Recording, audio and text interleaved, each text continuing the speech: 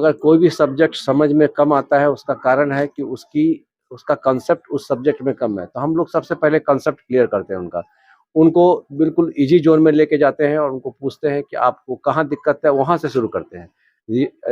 Ground zero से आपको परेशानी है, तो हम लोग ग्राउंड ज़ीरो से शुरू करते हैं। इससे क्या होता है, कॉन्फिडेंस बिल्डअप होता है।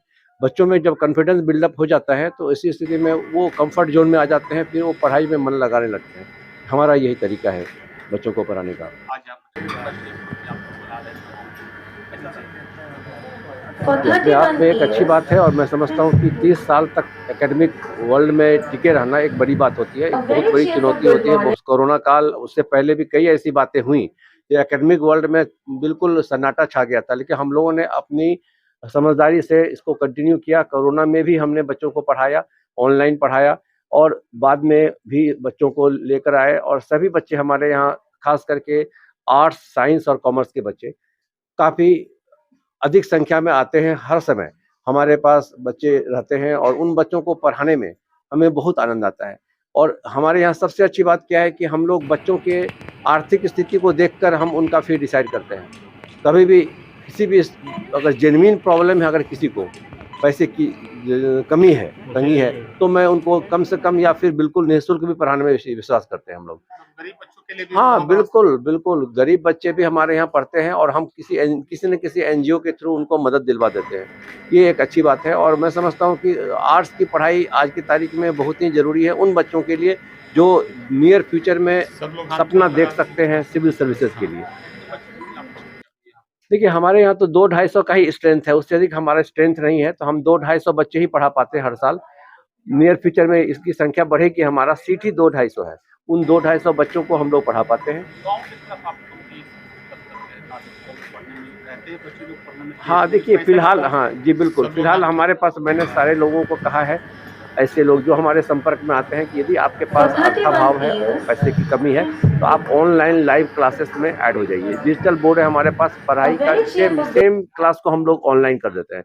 जो क्लास होता रहता है, वही सेम टीचर होते हैं, कोई अंतर नहीं होता है और बच्चे बहुत अच्छे से ऑनलाइन पढ़ाई करते हैं। और आपको ये जान के आश्चर्य होगा कि पिछले साल 2025 में जो हमारी 25 का इस साल की जो टॉपर है हमारी फ़ायज़ा हलीम, ये ऑनलाइन स्टूडेंट है। और बिहार बोर्ड का जो टॉपर है, संजोग से आज नहीं आ सका, उसकी तबीयत खराब थी, ऋषु कुमार, जो कि बिहार बोर्ड का 5वां रैंक टॉपर है, वो हमारा स्टूडेंट है, ऋषु कुमार, और वो भी ऑनलाइन है। तो ऑनलाइन पढ़ाई भी हमारी बहुत तगड़ी है और मैं समझता हूँ कि हमारी ऑनलाइन में और बाकी जितने भी कॉर्पोरेट ऑनलाइन में बहुत का डिफरेंस है।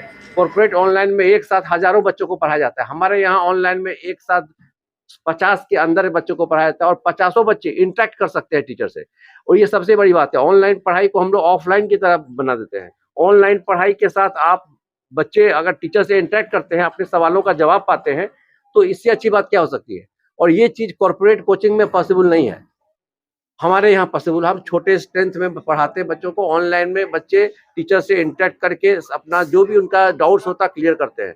इसीलिए ऑनलाइन पढ़ाई ऐसे बच्चे पढ़ सकते हैं, दूर गाँव देहात जिनके पास पैसे की कमी है, वो घर बैठे पढ़ाई कर सकते हैं। लेकिन मेरे माता-पिता ने मेरे ऊपर विश्वास किया और पटना के एक जाने-माने और सबसे बड़े इंस्टीट्यूट में मेरा नाम लिखाया, जहाँ पे आके मैं बहुत अच्छा पढ़ाई पढ़ पाया।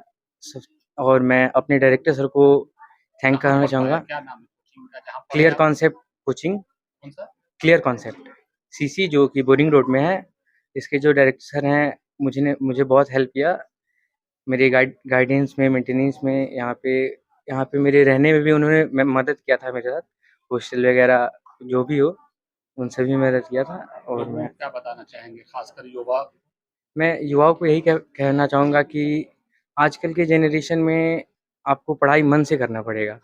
थोड़ा सोशल मीडिया से दूर होके पढ़ाई पे फ़ोकस ज़्यादा करना पड़ेगा, तभी आप आजकल के ये कॉम्पिटिशन वाले दुनिया से आप कुछ कर पाएँगे। पेरेंट्स को प्रूव किया कि उन्होंने अगर मुझ पर फेथ दिया है तो मैं भी एक अच्छा रिजल्ट कर सकती हूँ।